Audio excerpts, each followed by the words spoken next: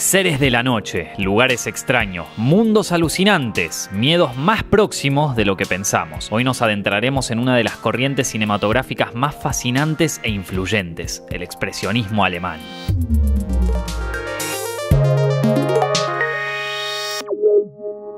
Para empezar, ¿qué entendemos por expresionismo? Se trata de un movimiento cultural nacido en Alemania a principios del siglo XX. Comenzó en el terreno de la pintura, con El grito de Edvard Munch de 1893 como principal antecedente. Los artistas que adherían a esta vanguardia, como Oskar Kokoschka, se oponían al impresionismo, por entonces muy fuerte en Europa, y abrazaban una visión más subjetiva que le permitiera transmitir la desesperación, la angustia, el miedo y la locura. De ahí que estos trabajos manifiestan una preocupación por el costado más lúgubre de la condición humana. Estos conceptos eran representados en los lienzos mediante formas asimétricas, colores específicos y sombras alargadas que respondían al punto de vista de personajes torturados. En el expresionismo, la subjetividad manda, una corriente que tiene sus raíces dentro de las mismas tierras alemanas por el lado del romanticismo que privilegiaba los sentimientos por sobre la razón. De las artes plásticas, el expresionismo se extendió a la música, la literatura, la arquitectura, la danza y la fotografía. Era cuestión de tiempo para que el cine, ya considerado una nueva forma de arte, también le diera lugar. El expresionismo se gestó en una época dura para Alemania. La Primera Guerra Mundial había dejado al país en un estado calamitoso. El Kaiser Guillermo II abandonó su cargo, dejando paso a la fundación de la hoy denominada República de Weimar, que se extendió desde 1818 y 1933. Fue una época de inestabilidad permanente. La sociedad estaba deprimida y en la incertidumbre debido a las pérdidas en el frente y a los avanzados problemas económicos. El Tratado de Versalles, que puso fin al enfrentamiento entre alemanes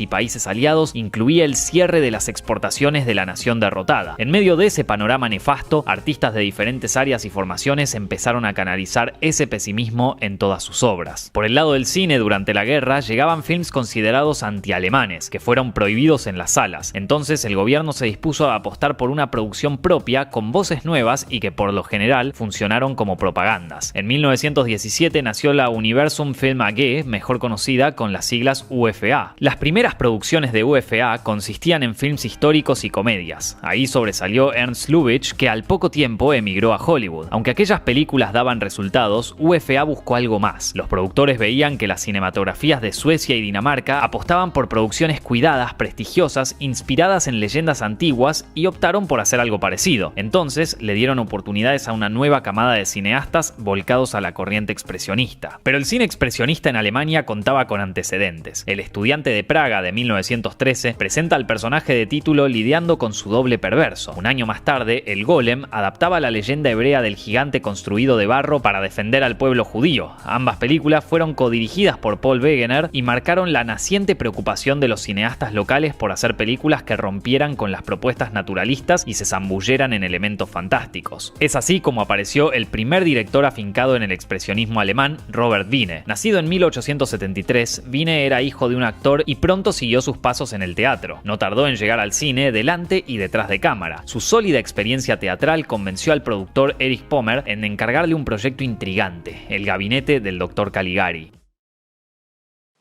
La historia del perverso Caligari y César, su ayudante sonámbulo y autor de crímenes, estaba inspirada en un hecho policial sucedido en Hamburgo. La idea de los guionistas Hans Janowitz y Karl Mayer era plasmar una metáfora de las atrocidades cometidas por el Estado alemán durante la guerra. Janowitz en especial estaba muy resentido con las autoridades de su patria, ya que había tenido que combatir. Aunque la crítica política del guión nunca se perdió, la incorporación de Wiene al proyecto convirtió al film en algo más arriesgado estética y temáticamente. Para empezar, Wiene añadió a la historia un prólogo y un epílogo en el que se da a entender que todo fue el sueño del protagonista internado en un hospital psiquiátrico. El director reforzó sus ideas a través de la puesta en escena realizada dentro de un estudio. Los decorados presentan calles y edificios torcidos, irreales, pesadillescos, en sintonía con el carácter de la historia. Los responsables de construirlos fueron Walter Riemann, Hermann Warm y Walter Röhring, integrantes de la revista berlinesa Der Sturm, fundamental para la difusión del arte expresionista. Tan poderoso sigue siendo el trabajo de los diseñadores que por lo general se les atribuye el mayor logro de la película. Otra virtud era la iluminación, mejor dicho, la no iluminación o la iluminación anticonvencional. Las luces y sombras fueron pintadas a mano, un detalle acorde con la búsqueda creativa de Wiene y los suyos, aunque también se debió a la escasez de personal eléctrico en el set.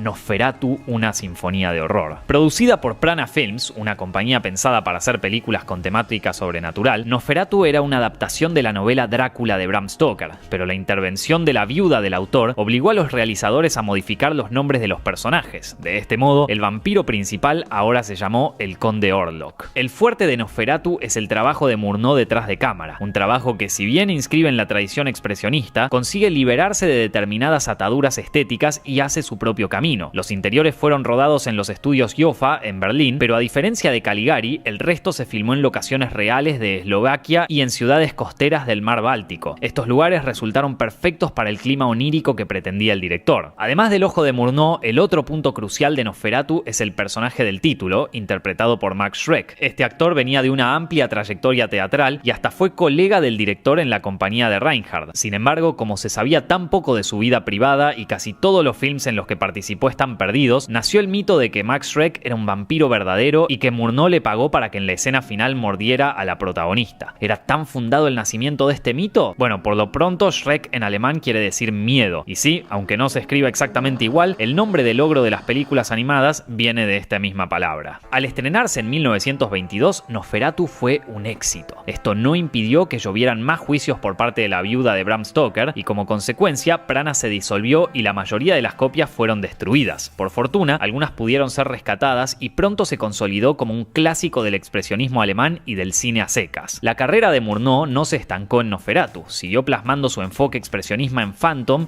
y sobre todo en Fausto. Basada en el drama de Goethe, presentaba el pacto del protagonista con Mefisto, un ser demoníaco. Aquí, el director despliega su maestría para las escenografías, la fotografía y los efectos especiales que contribuyen a la creación de momentos únicos, como cuando Mefisto parece envolver la ciudad con sus enormes alas.